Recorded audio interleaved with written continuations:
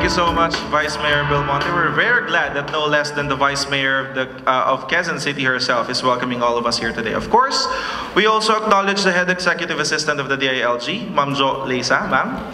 And of course, our friends from the media.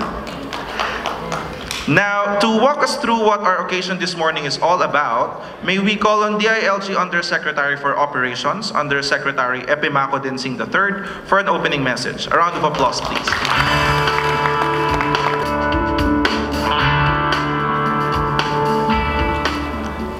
Aming minamahal na Sekretaryo ng Department of Interior and Local Government, Secretary Ed Anyo, Undersecretary David of the Department of National Defense, Mayor Ed Pamintuan, President of the League of Cities, Vice Mayor Joy Belmonte, LNB President Faustino D. The fourth ka naman? The fifth, okay.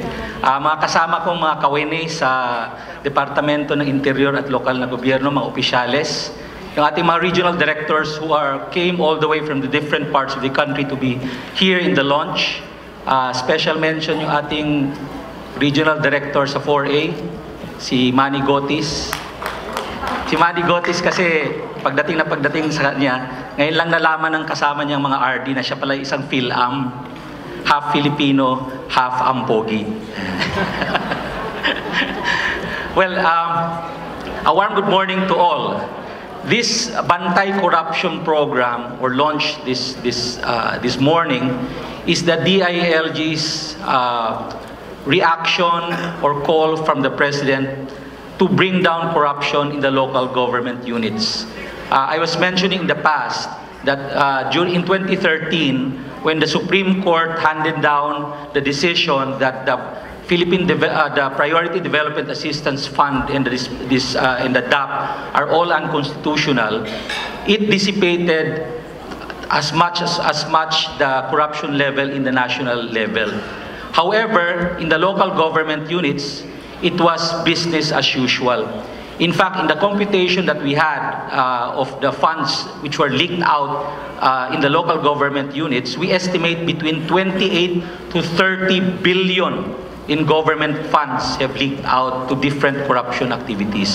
And this is something that we have to address right now. That's why as early as 2016, upon the assumption of President Duterte and the new team of the DILG came over, this is the first thing that we've looked at. And to be able to make that study, the first thing we did is to look at all the budgets, or at least at random, we looked at the budgets of several local government units. And we saw that they still have budgets potentially that can leak out funds from the local government units. Potentially ghost employees, ghost deliveries, overpricing, and some other activities that will weed out funds that is intended supposedly for the people.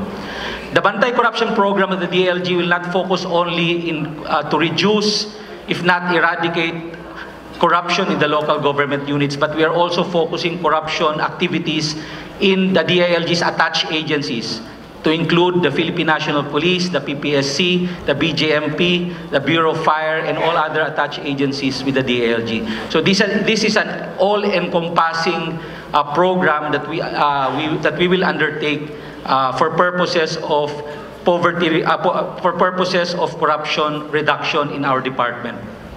With this, it is very important that two things will happen.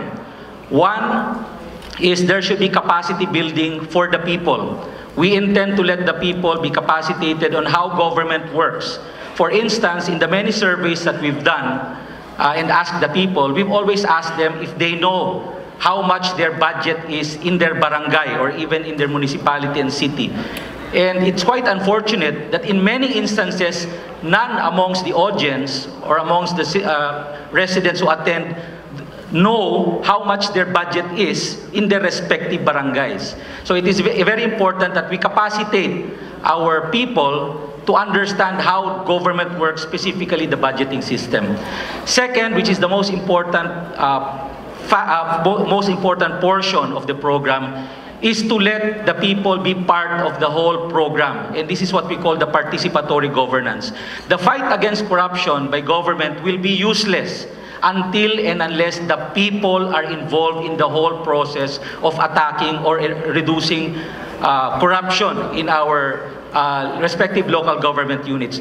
Government will not be able to see everything that is happening on the ground. That is why it is quite important that the people's organization, the civil society organizations, the non-government organizations be the partner of the DILG in this fight against corruption in the local government units. We've set up a reporting system that we intend to use to be able to identify corruption activities in the local government units. On the part of the DILG, we have started to hire lawyers to be able to help us in the investigation process and hopefully up to the end of the process, which is eventually to file cases with the Office of the Ombudsman for any corruption activities that we deem appropriate present in that activity. That's why part of the whole process is really to be partners with the institutions or agencies in fighting corruption. And the Office of the President is part of it, and most importantly, the Office of the Ombudsman. And lastly, which is more important, is the issue of transparency. Anytime soon, we will be signing a joint memorandum circular with the Presidential Communications Operations Office, primarily so that we will encourage the local government units to pass local ordinances of freedom of information. And we are now talking about the possibility of putting this as one of the criteria of the department's seal of good local governance, that each, if you want to be an awardee of the SGLG, the local government units must have their own respective FOI ordinance. So these are the things that we're looking at: transparency, involvement or people's participation in governance, and more importantly, stamping out corruption by making the people capacitated in understanding how government works, especially in the local government unit. So with that, these are the things that we expect. I hope everybody, we get all the support of everybody for this program, the Bantay Corruption, and we are wishing that after the launch, we can do this consistently throughout the life of the DILG until such time that we are able to stamp out, if not eradicate, corruption in the local government units and in the DILG. Thank you very much, and good morning to all.